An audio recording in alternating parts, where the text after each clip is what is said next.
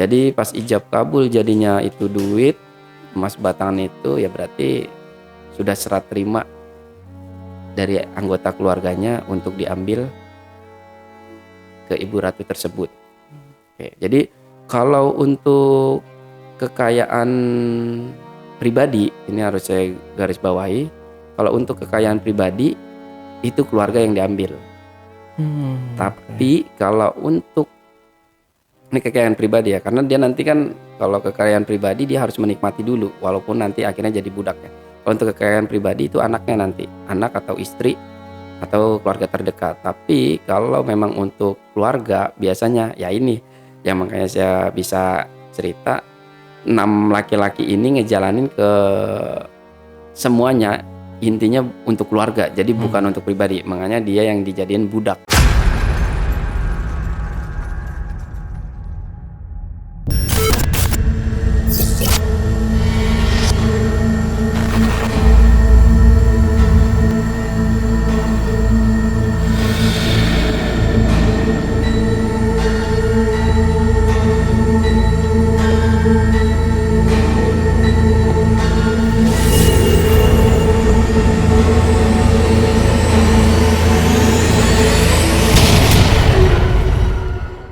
Assalamualaikum warahmatullahi wabarakatuh.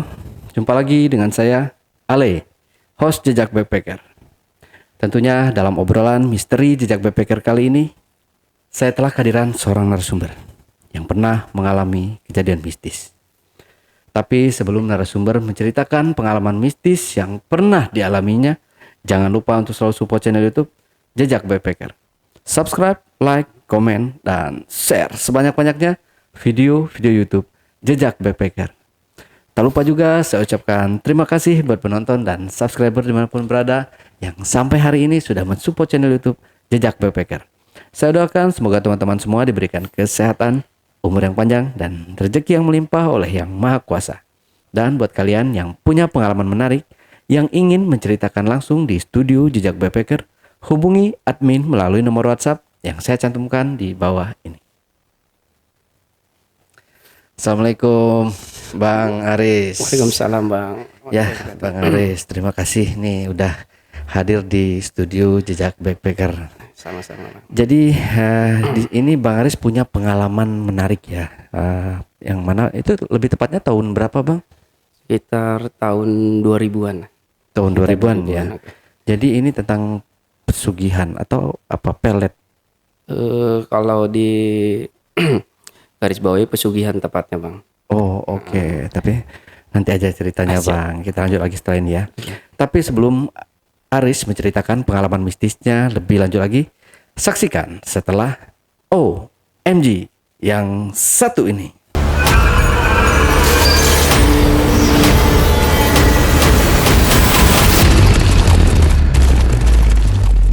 Oke, Bang Aris. Nah, itu penasaran banget nih. Ini pesugihan yang melakukannya Bang Aris sendiri atau orang lain? Jadi lebih tepatnya Oke. saya melakukan perjalanan spiritual karena hobi sering melihat penampakan-penampakan gaib. Oke, untuk perjalanan kita untuk menuju ke gaib itu seperti apa? Saya agak penasaran. Akhirnya kita coba untuk bertanya-tanya untuk orang-orang yang sudah berpengalaman di bidang spiritual, apakah itu mengenai pelet, santet, ataupun di ilmu pengobatan. Sesingkatnya waktu perjalanan kita mengikuti tanda kutip yang nggak bisa saya sebutkan, salah satu orang yang pernah saya ikuti, dia pernah mengajak saya ke suatu tempat yang dibilang agak angker dan banyak orang di sana mencari kekayaan ataupun harta yang nggak pernah orang mau capek tapi ada hasil gitu. Di pertengah berjalannya waktu saya coba untuk mengulik apa aja dan seperti apa perjalanan orang itu. Sekian lama saya ikuti dan ternyata saya pelajari bahwa nggak semua yang orang-orang cerita ataupun kita dengar itu sebagus yang diceritain sama orang ya Mas, mengenai pesugihan. Dan saya pernah menjalaninya sendiri, dalam arti bukan untuk ikut pesugihan, tapi menelisik sampai di mana pesugihan itu bisa berjalan, dan pesugihan itu membawa kita seperti apa harapan kita dengan untuk menjalani pesugihan itu, dan dampak dan efeknya seperti apa. Nah, di malam pertama karena sudah mengikuti tata cara yang teman saya ceritakan, ya, singkat cerita jam 12 malam. Biasanya kalau untuk ritual itu orang-orang kan jam 12 malam lah, paling lama atau lambat tuh 5 menit. Karena tempatnya bergeseran waktu di jam 12 malam biasanya. Ya, semua peralatan udah kita siapkan, rata-rata sih biasanya ada ya kembang, yang utama ya kembang, kopi dan lain-lain, tergantung kebutuhan biasanya. Saya coba untuk berpikir, karena belajar gaib itu atau menjalani spiritual itu nggak boleh lepas dari logika nih. Mungkin untuk teman-teman yang mendengar video ini atau bisa menonton, mungkin ada sedikit cerita yang benar-benar harus dipahami untuk menelusuri secara gaib ataupun secara logika. Karena pesugihan ini pertama memang yang dibutuhkan bagi pelaku ialah di mana orang itu mengalami faktor kebutuhan hidup yang tanda kutip mungkin lagi dengan masalah besar ataupun dengan keterpurukan kehidupannya. Disitulah mereka akan coba mengambil jalan pintas yang dibilang untuk pesugihan. Pesugihan itu sendiri banyak berbagai macam ya. Mungkin salah satunya yang saya ceritain, yang saya alamin ini pesugihan yang kita lihat, yang saya lihat pribadi sendiri, memang sesosok wanita ya. Kalau kita bilang ratu mungkin karena dia memakai mahkota. Jadi pas jam 12 malam itu saya ritual dan langsung benar-benar nampak ya di hadapan muka saya dan mata saya itu dalam keadaan sadar ya. Bukan mimpi dan bukan dalam keadaan tertidur gitu, intinya sadar ya. Jadi saya lihat itu ada wanita cantik yang jelas sedang duduk, memakai mahkota dan berpakaian seperti orang-orang kerajaan zaman dulu ya. Kerajaan zaman dulu yang berlapiskan ada pernak-pernik yang berwarna emas. Dan saya tidak bisa memastikan itu emas karena hanya warnanya saja kan ya saya lihat. Jadi di situ sempat komunikasi dengan sosok tersebut yang wanita sendiri ya, lagi duduk. Yang jelas yang saya lihat sekelilingnya itu kabut, seperti kabut putih semua, dan sekelilingnya ada, sebelah kanan ada 3 orang laki-laki dan yang sebelah kirinya ada 3 orang juga laki-laki. Jadi jumlahnya ada 7 termasuk wanita tersebut. Nah, singkat cerita masih di konteks yang sama sempat komunikasi. Dalam sini teman-teman, untuk komunikasi itu nggak kita bicara mulut terbuka ya. Di sini sedikitnya saya cerita bahwa gaib itu kita tidak berbicara, tetapi mengucap dalam batin kita dan batin wanita tersebut. Saya sempat bertanya di sini situasi seperti ini situasi apa, saya bilang, karena saya nggak bisa saya sebutkan dari teman, untuk ritual ini untuk bisa mencari kekayaan, saya bilang, atau bisa menimbulkan harta yang tidak harus capek-capek kita naik ke gunung ataupun ke tempat-tempat lainnya. Dan wanita itu hanya senyum dan nggak berbicara apa-apa ya, maksudnya nggak ngasih kode apa atau cukup senyum aja.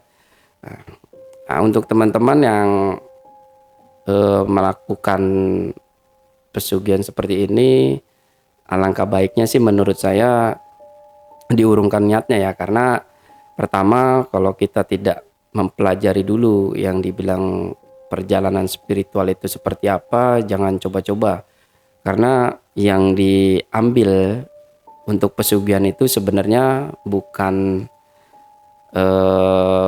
sesuatu minyak. Pertama yang dibilang minyak, entah itu apa jin atau yang lainnya atau syarat-syarat yang lain, itu yang jelas pasti keluarga kita sendiri. Jadi saya garis bawahi sih jangan coba-coba untuk hal seperti ini.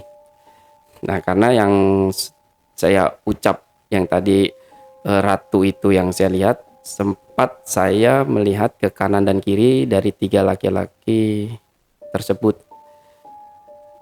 Karena dari ratu itu nggak berbicara dan saya sempat nanya nggak ada jawaban, saya menoleh ke kiri. Dari urutan ketiga sebelah kiri itu hampir sebaya semua ya, hampir sepertinya umurnya hampir sama lah, nggak jauh karena tampangnya memang agak seger-seger, dan itu dia nggak pakai baju semua. Nggak pakai baju semua. Ke 6 laki-laki ini nggak pakai baju semua, dan saya nggak bisa ngeliat bawahnya karena dikelilingi kabut asap. Lanjut saya untuk komunikasi, untuk ngambil pembicaraan, mengulik ada apa dari ketiga, pria kanan dan ketiga yang pria kiri yang saya lihat, yang di tengah-tengahnya itu ada ratu. Akhirnya saya coba bertanya secara batin. Nah, sempat menjawab, dia hanya mengekspresikan wajahnya seperti ketakutan. Yang pertama nih saya lihat seperti ketakutan. Saya ajak untuk komunikasi, nggak menjawab juga. Dia hanya ketakutan dan menundukkan mata, sesekali ngelihat ke mata saya. Untuk yang kedua, ada dilihat, yang saya lihat itu ada keluar air mata ya, keluar air mata. Tapi mukanya udah mungkin air mata itu mungkin sudah lama juga keluar dari matanya karena saya lihat agak lelah. Tapi dari ketiga yang saya lihat perhatian sekarang ini, mukanya seger-seger semua, yang nggak pucat, nggak seger mukanya. Saya tanya, nggak begitu respon juga. Dia hanya ngasih kode, menggerakkan kanan ke kiri agak sedikit ya, agak begini ya. Mungkin kalau saya baca secara postur tubuh jangan gitu ya. Terus yang terakhir yang dekat wanita itu atau ibu ratu ini saya sebut ibu ratu karena nanti ada kejadian yang saya anggap mungkin dia ratu. Nah, akhirnya pas saya tanya yang pas pertama di dekat sisi si ibu ratu ini, agak marah ke saya, agak marah karena mungkin yang satu ini sudah terlalu dekat dengan si ibu ratu ini dan nggak boleh nanya-nanya soal hal tersebut. Dan ada sebelah kanan ada agak berani ngucapin bahwa di sini nggak bener gitu. Itu hanya kecil sekali suaranya itu. Tapi saya nggak respon karena saya lagi fokus dari ketiga yang kanan ini yang tadi saya ceritakan. Saya langsung pada intinya menanyakan ke sosok yang ada di depan saya, yang ratu ini, karena nggak ada respon. Saya bilang, kalau gitu saya di sini bertamu dan mohon izin kalau memang nggak sopan. Saya bilang karena saya ngucap salam pun nggak dijawab. Saya coba cari sendiri kalau seperti itu. Saya bilang itu raut wajahnya agak marah ya ke saya karena agak cemberut yang saya lihat nih sosok wanita ini, ratu ini. Saya coba dengan kalimat yang coba kita punya, dalam hati saya tiup asap dan kabut ya, lebih cocoknya kabut yang ada di sekeliling yang tengah-tengahnya ya ibu ratu itu, yang sosok yang kanan kiri itu ada 3 laki-laki yang tidak berpakaian polos ya, pakaian polos, nggak memakai kalung, nggak memakai apa. Seketika saya tiup itu langsung ngebelah ya, kayak kita tiup asap aja ya, kayak kita tiup asap langsung buyar dan kelihatan lah di situ. Yang saya lumayan kaget karena badan wanita tersebut berbentuk badan ular ya. Jadi pas bawah pusar lah, pas bawah pusar. Jadi pas pinggangnya, kalau orang kita dewasa atau manusia, pas pinggang itu langsung buntut ular tuh. Jadi langsung buntut ular.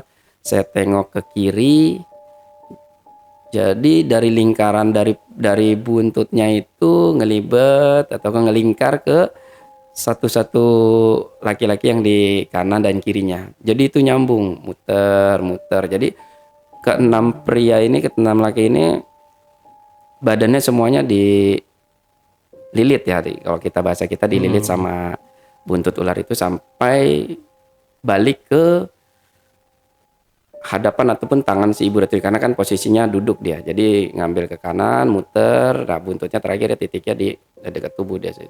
Nah dari situ yang saya anggap saya bisa tahu ya mungkin nih ratu ular mungkin ya.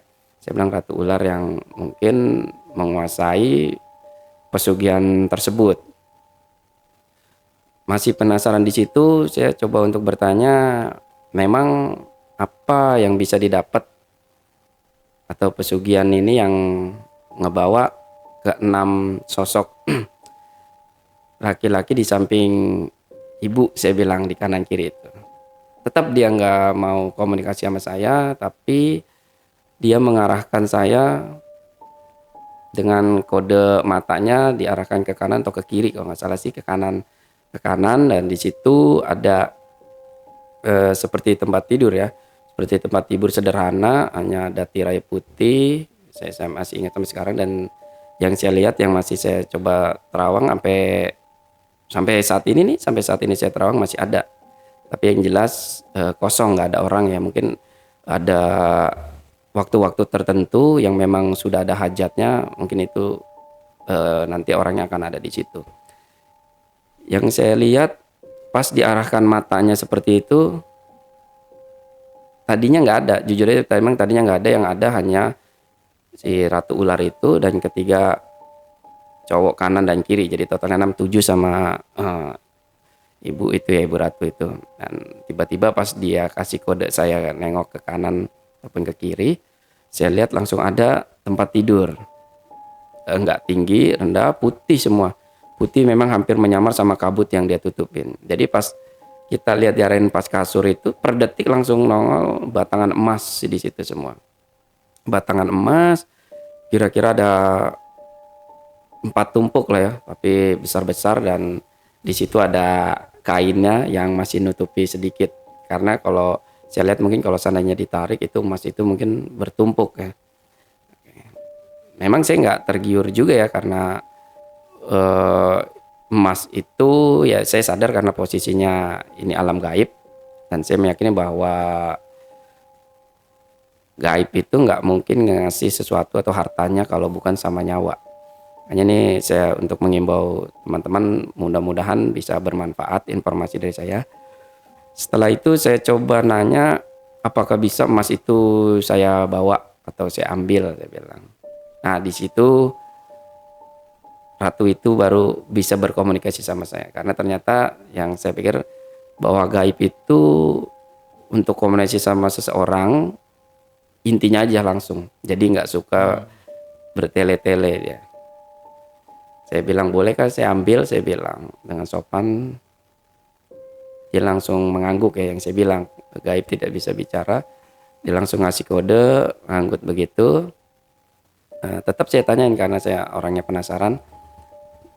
Terus imbalannya apa? Saya bilang. Dia pun nggak jawab. Saya tanya sampai 3 kali. Pas ketiga kalinya dia hanya nunjuk ke arah 3 laki-laki yang kanan, 3 laki-laki yang ke kiri. Hanya itu yang dia tunjukin. Karena makanya banyak salah jalan, banyak makan korban karena mungkin nggak berbicara dan memang nggak paham, ataupun memang pelaku ini bukan pelaku spiritual. Akhirnya banyak yang terjerumus sama dunia pesugihan. Setelah itu saya paksa lagi, kalau memang nggak ada persyaratan atau nggak ada penjelasan, kalau memang bisa saya ambil. Tapi dia tetap kekeh nunjuk ke 6 laki-laki yang di kanan kirinya. Saya masih penasarannya karena ketiga dan kanan kiri atau ke-6 laki-laki ini ada di situ di samping ibu ratu itu untuk apa, saya bilang, dan penyebabnya apa. itu sempat saya coba komunikasi benar-benar kita fokusin dan ternyata dia mau menjawab. Karena saya bilang saya waktunya nggak banyak, saya bilang saya harus pergi karena saya hanya untuk melihat gimana sih pesugihan itu seperti apa. Gitu. Akhirnya dia menjelaskan kalau memang mau bawa emas batangan itu silakan, nanti di malam Jumat dia akan datang ke rumah dengan persyaratan, ada 1, 2, 3 persyaratan yang memang tidak begitu sulit ya. Tidak begitu sulit bagi kita, bisa dijangkau ya, hanya karena hanya kembang, kelapa, dan ada beberapa lah minuman. Saya masih penasaran karena logika kita harus tetap berjalan. Apa iya gaib bisa menyerahkan hartanya hanya dengan semudah itu? Akhirnya saya coba kulik-kulik dari keenam laki-laki yang di kanan kirinya Ibu Ratu Ular ini, ada yang mau menjawab. Tapi dengan suara yang sangat ketakutan, mungkin karena diancam kali ya, karena kan nggak boleh bicara secara etisnya karena dia sudah menjadi budak. Nah, ini untuk teman-teman bahwa ke-6 orang ini sudah menjadi budak. Karena saya tahu karena berceritanya yang orang terakhir yang berani bicara ini, dia bilang dia dulunya kesusahan, banyak hutang, keluarganya berantakan, nggak bisa cari kerja dan harus ada uang secepat mungkin tanpa harus tahu keluarganya, intinya harus ada duit. Nah, jadi keluarganya nggak tahu dia pergi kemana segala macam. Akhirnya dia pergilah ke gunung, ya wilayah-wilayah nggak jauh-jauh lah dari Jakarta karena juga dia nggak punya uang kan untuk ke sana. Nah, akhirnya dia menjalankan ritual yang ketemunya sama Ibu Ratu yang saya lihat sekarang ini, yang saya lihat dia menceritakan bahwa penyesalan yang sangat berat yang dia jalanin karena, mohon maaf ya, maksudnya anaknya yang menjadi korban. Yang jelas nggak bisa dideteksi kalau untuk pengambilan nyawa ataupun korban dari pesugihan itu memang tidak terdeteksi. Dia pulang, dia cerita bahwa ritual yang dia jalanin berhasil karena 3 hari 3 malam ya. 3 hari 3 malam berhasil, dia hanya dikasih, kalau kita bahasa kita mah DP. Jadi dia bisa bawa 1 batang emas itu, dia bawa karena senang dan dia pulang. Ini bukan cerita fiksi ya, karena ini nyata dan kita komunikasi langsung dan kita pernah sempat ngejalanin, tapi hanya sekedar tahu. Jadi pas pulang itu keluarganya pun nggak tahu, dia bilang tahu-tahu anaknya sakit dibawa berobat kemana-mana nggak sembuh-sembuh, sakitnya sepele, hanya anget aja tapi nggak bisa sembuh-sembuh, dibawa kemanapun. Saatnya dia coba untuk ngejual itu benda yang dia bilang bahwa itu yang dianggap batangan emas itu, saya nggak bisa cerita dia jualnya kemana dan intinya jadilah itu duit. Jadi pas ijab kabul jadinya itu duit emas batangan itu, ya berarti sudah serah terima dari anggota keluarganya untuk diambil ke Ibu Ratu tersebut.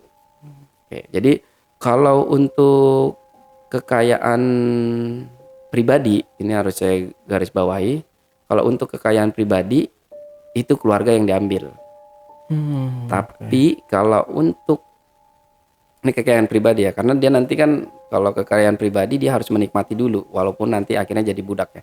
Kalau untuk kekayaan pribadi itu anaknya nanti, anak atau istri atau keluarga terdekat. Tapi kalau memang untuk keluarga biasanya ya ini yang makanya saya bisa cerita 6 laki-laki ini ngejalanin ke semuanya intinya untuk keluarga. Jadi bukan untuk pribadi, makanya dia yang dijadiin budak ataupun korban diri sendiri. Nah, yang penting keluarga bisa senang mungkin kan dari harta itu, akhirnya dia yang berkorban. Dan kalau orang bilang itu bilang tilem, jadi hidupnya udah masuk ke dunia gaib.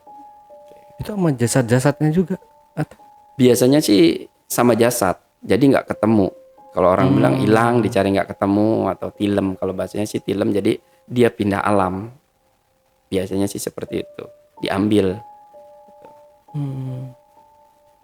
Oh gitu. Jadi kalau yang apa namanya tilem tadi Tilem, ya, kalau tilem yang mengorbankan yang mengorbankan dia sendiri dia itu. sendiri. Kalau mengorbankan keluarga tadi, Kalau mengorbankan keluarga, keluarganya yang diambil. Jadi keluarganya salah satu ya. salah satu tetap harus nyawa, bukan biasanya kan ada persyaratan nih untuk orang-orang seperti itu, minyak sekian, oksigen sekian kan. Itu hanya untuk mengundang. Nah, itu harus digarisbawahi. Jadi saatnya nanti proses ijab kabul, nyawa yang diambil biasanya. Dan hati-hati juga untuk pelaku seperti ini, biasanya ada yang bandel juga. Dia untuk datang ke orang itu untuk pesugihan atau enggak untuk nemenin. Nanti biasanya ada komunikasi, teman sendiri itu yang bisa ditumbalin. Itu pernah ada juga seperti itu. Ada pertanyaan seperti itu, ada juga yang pernah kita alamin untuk menisik pesugihan itu seperti apa dari korban ataupun ini. Pernah saya tanya, pernah ada jawaban seperti itu. Tapi untuk yang keenam pria ini, karena saya nggak bisa mengulik semuanya karena mungkin ada ancaman juga. Hanya yang salah satu itu yang sebelah kanan kalau nggak salah sih, dia sempat cerita pengalaman dia seperti itu, langsung itu yang saya bilang pakai logika, karena dia nyesel juga karena dia nggak bisa nikmatin, dan harta itu nggak maksimal juga dia gunain karena mungkin ada segala sesuatu yang tak terduga biasanya kejadian, dan uang itu biasanya habis dengan secara mengalir tetapi nggak ada bermanfaat bagi keluarga dia sendiri. Itu cerita pribadi dia. Terus selanjutnya Bang Aris setelah pulang dari sana itu gimana? Jadi pas saat saya mendengar cerita itu, yang jelas nggak ada niat ya, karena ada temen, jadi dia nggak menceritakan bahwa terjadinya seperti ini karena mungkin seperti menjerumuskan ya. Jadi saya lihat, makanya saya mau pastiin bahwa pesugihan itu seperti apa, dan semua saya telisik, dan nggak mungkin kita ngorbanin keluarga ataupun teman dengan harta yang seperti itu. Jadi kalau saya lihat nggak ada manfaatnya juga. Yang jelas nggak bisa nikmatin. Rata-rata kalau saya boleh cerita mungkin ada yang kasih informasi. Kalau diceritain agak kurang enakin ya, karena gaib ini biasanya kalau kita yang peka agak diceritain biasanya langsung ngasih informasi yang mereka mau omongin, tapi sama saya tahan karena nggak enak juga, mungkin dia ngerasa ditembus alamnya kali ya. Jadi saya lanjut. Dari situ saya coba untuk pamit, tapi dia tetap menawarkan. Jadi yang tadi bercerita itu langsung nunduk. Nah, ini anehnya, jadi saat dia cerita langsung lep, hilang dari pandangan mata saya. Pokoknya tinggal 5 tuh. Jadi kedua itu semuanya pada ketakutan ya, pada ketakutan. Dan yang saya lihat tadinya badan mereka dililit sama ular yang saya bilang Ibu Ratu itu, seketika langsung asapnya langsung balik lagi tuh seperti semula. Jadi nutup sebadan dia semua. Karena mungkin kalau pemikiran saya, nego nggak berjalan bagus mungkin bagi dia. Jadi buat apa tanya-tanya, dia bilang. Tapi dia bilang kalau memang butuh, kalau memang mau, putusin sekarang, kata dia. Nah, di situ saya nggak banyak pikir, langsung balik kanan saya. Saya bilang cukup, saya hanya mau tahu informasi yang pernah orang bilang atau teman saya saranin untuk ngejalanin ini seperti apa.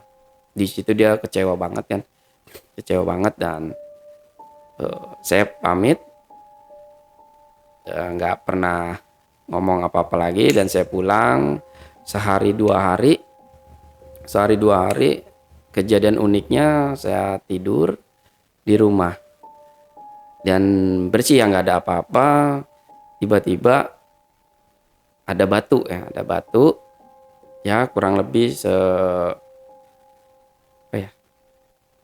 selingkaran tangan inilah, tapi bentuknya agak oval.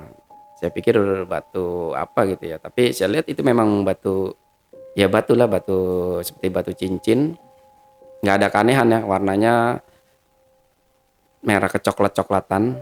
Dan saya pegang, ya udah saya pegang aja seperti biasa, saya taruh. Lanjut lagi sehari berikutnya.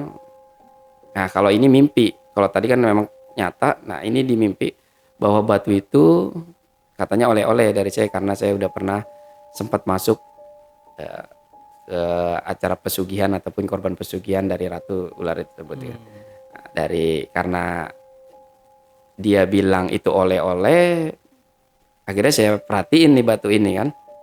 Batu ini saya perhatiin, saya lihat ada berbentuk wanita, masih ada batunya, masih saya simpan, berbentuk wanita dan ke bawahnya ngekor panjang seperti ular. Masih ada batunya sampai sekarang. Saya pegang. Selesai di situ baru malamnya saya tidur untuk komunikasi. Nah itu yang agak ngeri, saya dibawa ke alamnya yang ratu tersebut ya. Dibawa ke alamnya, diajak nelusurin sampai ke naik gunung, diajak nikah. Dan saya nggak mau. Akhirnya dia bilang kalau memang nggak mau ya siapin kambing. Saya bilang saya nggak punya, saya nggak mau. Saya bilang. Nah itu agak unik karena kita nggak mau jadi menjalani pesugihan soal harta, tapi dia maunya dengan nyawa kita. Jadi dia mau diambil untuk mungkin suaminya kali ya. Itu yang bilang untuk teman-teman jangan bermain-main sama gaib. Kalau seandainya kita udah ke bawah masuk ke dalam dunianya, nggak bisa balik lagi kita. Itu saya putus di situ. Tapi batunya masih ada, itu buat kenang-kenangan saya. Buat kenang-kenangan saya yang saya anggap ini berbahaya, saya bilang.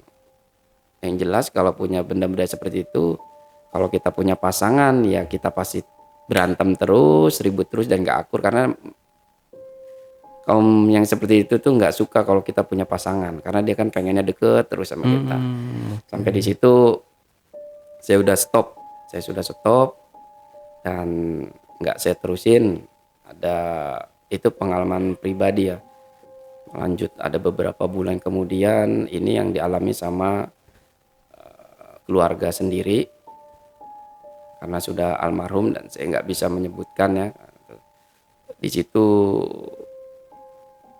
saudara saya yang saya anggap wak saya lah ya, benar-benar menjalani pesugihan atau dibilang uang gaib. Kalau yang pertama kan yang Ratu Ular itu, saya diarahkan sama temen kalau mau duit, mau harta, seperti ini lo jalanin. Akhirnya seperti itu. Yang saya anggap, oh ini mah pesugihan, saya mundur. Yang kedua ini memang keluarga saya sendiri yang alami dan benar-benar saya lihat di depan mata kepala saya sendiri. Jadi sudah naik gunung, sudah turun gunung, sudah habis uang banyak. Yang jelas keluarga ditinggal, sampai beli persyaratan minyak ini minyak itu, sampai terakhir ngebeli 2 sapi untuk mewujudkan yang dibilang uang gaib. Uang gaib secara logika memang dilihat mata dari saudara saya ini, memang uangnya ada di dalam kardus. Kebanyakan pelaku seperti itu pasti adanya di dalam kardus. Tapi kalau kita ngeliat secara batin, secara ilmu spiritual biasanya, dan itu memang saya lihat hanya gaib aja, lalu lalang maju mundur, saya lihat, saya bilang itu nggak ada uangnya, wah saya bilang, tapi dia tetap kekeh itu uang, dia bilang. Ya udah saya bilang. Itu terakhir jadi pas saat dia ritual, udah motong sapi, motong kambing, memang uang itu keluar terus tuh dari kardus. Jadi satu kardus kotak itu, uang itu tadinya udah penuh, nambah lagi, akhirnya dibuka. Jadi uang itu berantakan ke kanan, ke semuanya hampir satu ruangan. Nah, saudara saya ini bercerita bahwa penasaran karena uang ini mau dipakai untuk mungkin kebutuhannya segala macam, saya nggak paham. Akhirnya dicoba 1 lembar untuk belanja. 1 lembar, 2 lembar, 3 lembar berhasil, karena itu untuk memancing ya. Gaib itu saya akui gaib memang pintar, karena setan atau Iblis ataupun jin memang diciptakan untuk menggoda kita sebagai manusia. Yang saya bilang pakai logika, untuk teman-teman yang muja, kita pikirkan aja dengan logika bahwa tuyul itu, kebanyakan kan tuyul meminta susu ya, meminta susu yang kita nggak paham. Kalau memang kita pakai logika, kalau memang kita mau muja, beliin aja susu yang paling enak, entah susu apa gitu ya. Tetapi yang diambil sebenarnya kan darah. Nah ini yang orang banyak nggak begitu menelusuri bahwa tuyul itu untuk menyusui ke, yang jelas harus tetap ke yang bersangkutan ya, ke istri yang ngelakuin. Nah di situ yang dia sedot itu darah, jadi bukan air susu ya, bukan susu. Saya sempat sudah pernah nego juga seperti itu, udah pernah saya jalanin. Saya kasih susu A nggak mau, susu B dalam arti susu bentuk kalengan ya, bukan susu manusia. Ternyata yang dia bilang, saya nih nyusu itu bahasa saya nempel ke manusia, tapi yang saya minum itu darahnya. Makanya nggak kaget kalau yang sudah menjalani itu kena susu itu orangnya pasti kurus, habis badannya gitu. Dan kayak dicerita di film-film ya, kalau tuyul itu kecil enggak. Tuyul itu ya sebesar anak-anak umur 2-3 tahun ya, sebesar itu ya, hanya tontos dan giginya aja agak bertaring biasanya gitu. Dan intinya dia juga sempat bilang sama saya, nggak ada yang gratis. Kalau dunia lu ya dunia lu, dunia gue, apa yang bisa gue pakai dunia gue pakai. Tapi kalau nggak bisa dipakai dunia, begitupun sebaliknya katanya. Tapi kalau lu bisa ngasih nyawa, gue kasih harta gue, sama seperti itu. Nah begitupun ke saudara saya yang pelaku termasuk uang gaib ini, pesugihan uang gaib, tetap uang gaib itu termasuk saya bilang pesugihan karena itu mengorbankan keluarga. Nah tapi uniknya alhamdulillah dari keluarga saya ini dia tidak mengorbankan, yang tadi saya pernah bilang, yang barusan ada yang mengorbankan keluarga, berarti untuk dia pribadi, ada yang mengorbankan dia pribadi, nanti hasilnya untuk keluarga. Gitu. Tapi kesimpulannya dua-duanya tetap sama, hampa, yang jelas nggak ada hasilnya. Karena tipu daya muslihat gaib itu canggih bagi saya. Walaupun kita tahu 99% akan benar, itu biasanya gaib itu akan ngebelokin. Tetap aja kita ke jurang-jurang juga. Kalau di dunia spiritual sih seperti itu yang saya pahamin, termasuk di dunia pesugihan seperti itu. Jadi si paman itu berhasil ya, Yang yang pesugihan itu pesugihan tadi. itu berhasil. Tapi nyawa. Makanya kan banyak gue nggak berhasil, gue pindah pesugihan ini karena dia nggak ngorbanin nyawa, hanya uang ataupun minyak. Biasanya kan jin itu suka minyak, suka wangian. Dan biasanya untuk nego seperti itu dibalikin, saya minta, kalau kalimat minta dipotongin ayam berarti itu nyawa. Saya biasanya kalau minta ya udah saya potongin ayam. Kalau bukan dia praktisi spiritual dan nggak mendalami itu mungkin ayam biasa, ayam pemikirannya ayam. Tapi kalau kita yang udah agak paham dunia spiritual, ayam itu berarti keluarga. Kalau pas kita potong ya berarti udah untuk dia gitu, udah pasti lewat. Oke. Berarti uaknya ini berhasil menjadi orang yang sukses gitu. Jadi wah ini saudara saya sendiri ini dibilang berhasil enggak ya, karena sempat komunikasi sama saya dan saya jelaskan bahwa di kerdus itu bukan uang. Sempat saya jelaskan bahwa itu uang gaib, namanya gaib nggak bisa saya bilang dibuat nyata. Selang ketemu saya 2 minggu dapat kabar meninggal. Dengan terakhir ketemu sama saya sempat saya ingetin, karena pas terakhir dia mau pergi itu sudah ngebeli sapi 2, udah ada dijual, ada ngejual bandala kontrakan atau apa itu kan, akhirnya pergi. Nah di situ kita putus komunikasi, dengar kabar udah meninggal. Jadi kalau dibilang berhasil bagi saya mungkin enggak ya, tapi duit memang sudah ada ya. Kalau untuk pesugihan itu udah 98%. Karena tinggal diwujudin aja. Diwujudin, jadi dia bisa ngelihat nih si pelaku. Tinggal diliatin ke orang. Kalau diliatin ke orang, orang itu bisa ngelihat, orang biasa. Berarti duit itu udah nyata. Bisa digunain. Nah, meninggalnya si uaknya ini masih ada tuh uang. Oh, udah ikutan hilang juga. Udah nggak ada. Nggak ada. Nggak ada. Berarti anak istrinya nggak dapat apa-apa dong ya? Memang nggak ada yang tahu lagi pula. Oh, nggak ada yang Nggak ada yang tahu. Itu datang ke saya pas saat mau jalan, yang pas udah beli sapi, beli ini, dia ngomong, dan nggak ada yang tahu, dan memang udah ditinggalin sama keluarganya. Nah, itu untuk teman-teman bahwa hal seperti itu yang jelas ngorbanin keluarga, dan pasti bakal ditinggalin keluarga, karena nggak real juga, nggak logika gitu. Jadi kehilangan semuanya intinya, dan nggak ada yang sukses dalam pesugihan sih setahu saya. Nggak ada ya? Nggak ada yang sukses. Kalau mau ada rezeki, mau kaya ya kerja gitu. Yang real-realnya aja. Tapi itu yang banyak cerita orang-orang yang berhasil atau kita pernah dengar dong apa namanya kayak gosip atau apa gitu, ini orang kayak dari hasil pesugihan atau rumahnya gede gitu kan, banyak tuh. Banyak. Oke. Ada beberapa yang jelas. Pertama, keberhasilan dia itu nggak bisa dinikmatin. Pertama, nggak bisa dinikmatin itu, pantangan orang itu biasanya nggak bisa makan ayam, nggak bisa makan enak, pokoknya dia harus makan tempe tahu. Oh gitu. Itu pertama. Yang kedua, tetap dia ngambil dari saudara yang terjauh. Dia ambil saudara yang terjauh tapi masih ada hubungan darah. Misalnya dari kita punya kakek sama nenek, keluarganya kan banyak tuh, terus ngulur kan bercabang-cabang. Nanti dia ngambil dari situ satu. Nanti saatnya udah habis, baru ke dia sendiri.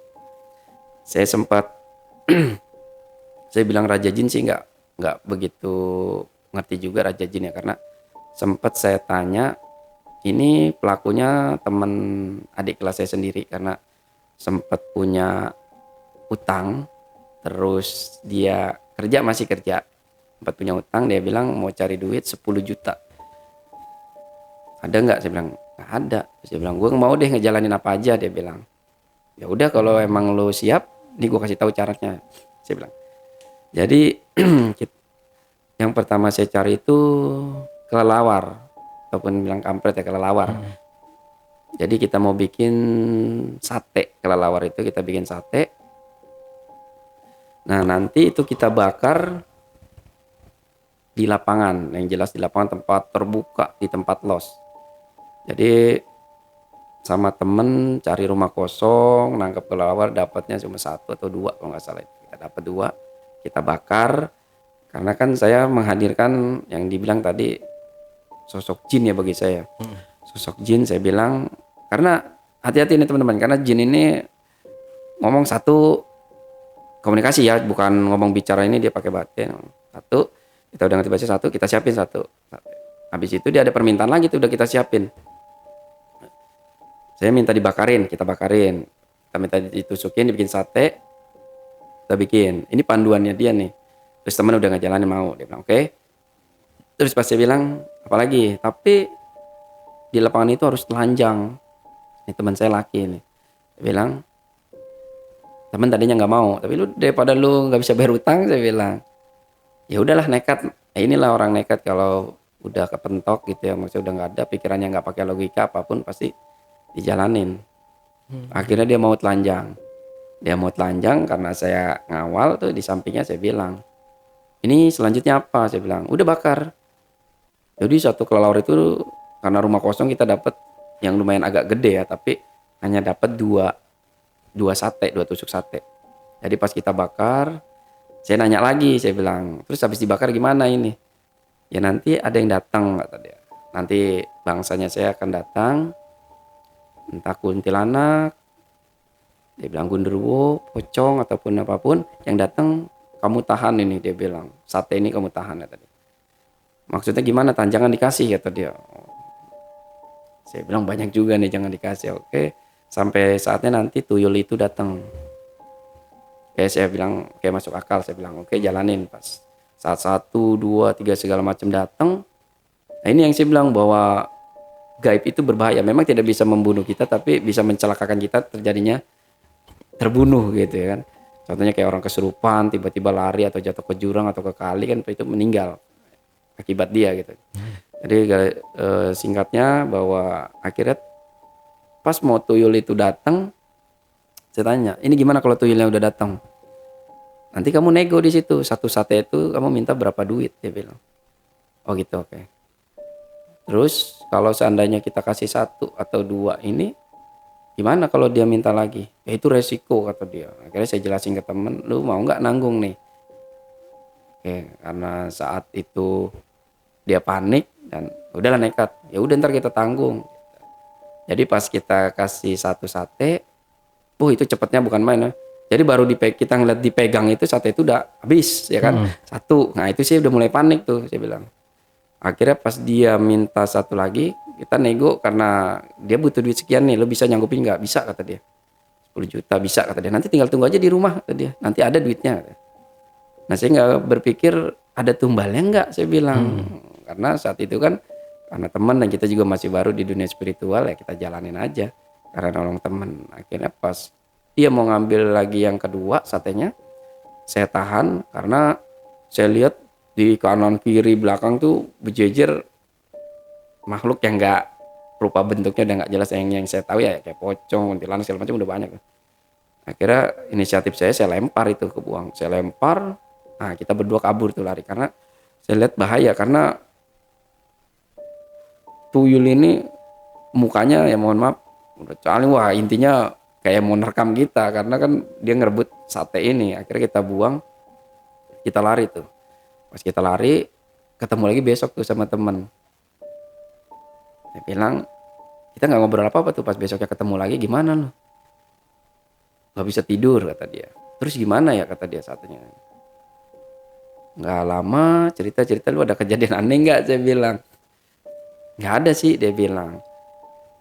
Tapi gue ada orang yang mau ngasih duit kata dia 5 juta. Tapi gue nggak tahu. Temen kata dia temen dia bilang ada rezeki nih kata dia ada rezeki nih ada rezeki 5 juta lu mau nggak kata dia kata temen ya mau lah dikasih dia bilang terus gantinya kapan udah gampang kata dia berpikir bahwa lumayan nih karena nggak ngutang nggak apa tuh dikasih pinjam dia bilang terus nggak ada bunganya segala macem cuman dia curiga kan karena temen ini dia bilang masa duit segitu nggak ada embel-embelnya dia bilang karena iseng bisa nggak diliatin Riz ini orang bener apa nggak ngasih pinjem karena pertama awalnya bener apa nggak nih dia nggak berpikiran tuh duit gimana yang penting jadi nggak nih orang ngasih duit 5 juta ini pas saya lihat siapa diunjukin foto segala macam lihat akhirnya nggak jadi ngambil juga karena saya bilang waduh jangan dah saya bilang bahaya gini aja belum mendingan akhirnya minjem duit saudara lah atau apa karena kayaknya nggak beres nih. Karena semalam pertama kita kabur, acara belum selesai lu udah lari sama gua kan. Yang jelas bahaya nih ke keluarga segala macam. Nah, duit 5 juta ini gua juga nggak tahu. Yang intinya pasti akan ada separuh keluarga lu nanti yang agak error saya bilang. Di depan saya dia bilang iya. Ya udah dah nggak usah dari gitu. Udah nggak usah. Ya udah berjalan aja begitu 2-3 hari seminggu. Akhirnya dia udah berjalan kayak biasa. Dia cerita nih. Duit udah gua ambil, lu kok nggak ngomong gitu. Saya dikasih, mau dikasih 200 saya nggak mau, saya bilang nggak usah saya bilang. 2-3 hari, mohon maaf ngelahirin kali ya mungkin adiknya nikah atau ngelahirin ya saya kenal juga. Ya mohon maaf ada yang kurang lah di di fisik dia atau segala macam. Nah, itu yang saya bilang dia nggak peka juga di situ saya bilang. Akhirnya dia ngelihat karena dia ngajarin segala macam kok gini ada apa ya gitu. Tapi saya pura-pura nggak tahu juga karena saya bilang mungkin ada lo kali mungkin ada omongan sembarangan kali namanya orang lagi isi kan nggak boleh ngomong sembarangan tuh dulu. Ya gue juga nggak tahu sih. Tapi saya lihat saya telusurin ya itu yang saya bilang bahwa kalau nggak dia nggak makan kita ya makan keluarga yang jelas yang deket ataupun jauh yang penting masih sedarah. Terus sih kalau gaib pokoknya gaib tuh lebih pintar dari kita. nggak mungkin dia lebih bodoh dari kita, karena tugas dia kan ditugasin untuk menghasut manusia nih, untuk kejerumus gitu. Kayaknya jangan sekali-sekali tergoda dengan yang kayak gitu. Jangan Ya, Bang. tergoda. Kalau mau duit ataupun harta ya jelas kerja. Iya, kerja. Ya kerja itu yang udah real, karena banyak yang tanya saya ini begini-begini. Ya kerja, saya juga kerja kok. Itu yang nyata sih, karena gaib harus imbang sama logika. Kalau enggak ya gila. Intinya itu aja sih kalau untuk dunia spiritual. Oke. Nah, ini ngomong-ngomong Bang Aris, ini di depan kita ini kan ada lilin sama cutter. Ini maksudnya gimana nih? Tadi kan teman-teman ya perlu perlu diketahui. Tadi kita menyalakan lilin dari awal sampai selesai nih. Mungkin teman-teman di rumah juga nih bertanya-tanya, nih tumben-tumbenan Bang Ale nyalain lilin atau ada cutter gitu di mejanya. Nah, mungkin bisa kasih penjelasan ke teman-teman di rumah, Bang. Untuk lilin ini ada lilin ya sama cutter yang kita bawa atau sengaja saya tampilin di sini. Untuk pelaku spiritual, bukan spiritual aja sih, bahwa kita manusia biasanya segala sesuatunya serba kurang, walaupun sudah cukup pasti tetap kurang. Lilin ini untuk simbol pengasihan, bahwa di tempat saya ini biasanya kalau untuk menarik sesuatu, entah itu lawan jenis, entah itu kerejekian dan lain-lain, dalam tanda kutip, jangan sampai salah paham bahwa segala sesuatunya tetap kita mintanya ke Allah, tetap mintanya ke Yang Maha Kuasa. Segala sesuatunya hanya perantara. Jadi yang dituju sama manusia ini hanya dua kalau untuk dunia spiritualnya itu, yang dicari biasanya untuk pengasihan melalui lilin, biasanya melalui media lilin, dan cutter biasanya untuk kedikjayaan. Biasanya untuk kita ini entah apa, ada yang untuk jujur terbuka atau yang dipendam secara batin untuk nggak diketahuin orang. Yang jelas penjagaan itu penting. Yang dibilang kedikjayaan yaitu dari cutter itu, ketajaman dari cutter itu yang akan kita gali ialah keselamatan dalam hubungan karir ataupun di dunia kerja. Apakah ada yang tanda kutip? Nah, nanti di situ nanti ada sesuatu yang bisa membentengi kita yang dibilang jalurnya kedikjayaan untuk keselamatan ataupun untuk pegangan diri kita biasanya sih. Kalau untuk lilin biasanya kita pakai untuk pengasihan. Pengasihan itu biasanya ada ritual tersendiri untuk yang ingin menjalani, biasanya medianya lewat lilin. Mungkin nanti lebih jelasnya mungkin nanti bisa lanjut lagi dibahas. Nggak bisa sedetail itu mungkin di sini ya Bang. Oke. Berarti ini bisa buat pengasihan gitu, Bang. Wah, Ya. biasanya sih tamu-tamu saya biasanya pakai lilin kalau untuk narik lawan jenis ataupun usaha, biasa pakai itu sih. Oke. Nanti ini kali mau. Dan nggak makan korban ya. Oke, Bang Aris, terakhir mungkin Bang Aris ada yang mau ditambahkan lagi sebelum kita akhiri ceritanya? Pesan dan kesannya mungkin, atau pesan-pesan yang mau disampaikan ke penonton bisa. Pesan-pesannya sih tujuan saya untuk menjelaskan pesugihan ini poinnya hanya satu ya. Jangan pernah coba-coba, dan karena sehebat apapun ngejalaninnya, sehebat apapun persyaratannya dan lain-lain, dan ada yang dibilang nggak pakai tumbal dan pakai itu, semua saya rasa bohong ya, karena saya udah menelusuri sampai dalam bahwa pesugihan itu ataupun uang gaib ataupun yang lainnya yang berhubungan sama gaib, hartanya nggak akan dikasih kalau bukan diganti sama nyawa ataupun sama darah. Itu sih poinnya. Oke, Bang Aris, terima kasih. Oke, JPKers, itu tadi obrolan misteri jejak backpacker bersama narasumber kita, Bang Aris. Jangan lupa untuk selalu support channel YouTube Jejak Backpacker, subscribe, like, komen, dan share sebanyak-banyaknya video-video YouTube Jejak Backpacker. Dan buat kalian yang tertarik untuk menceritakan langsung di studio Jejak Backpacker, hubungi admin melalui nomor WhatsApp di 0858 476 683 atau di 0852 1234 5683. Wassalamualaikum warahmatullahi wabarakatuh. Oke, Bang Aris, terima Oke, kasih terima kasih, Bang. buat waktunya Waalaikumsalam Bang Aris warahmatullahi ya. Next main-main lagi sini Bang, Oke, cerita-cerita lagi. Kalau ada cerita seru. Sampai jumpa.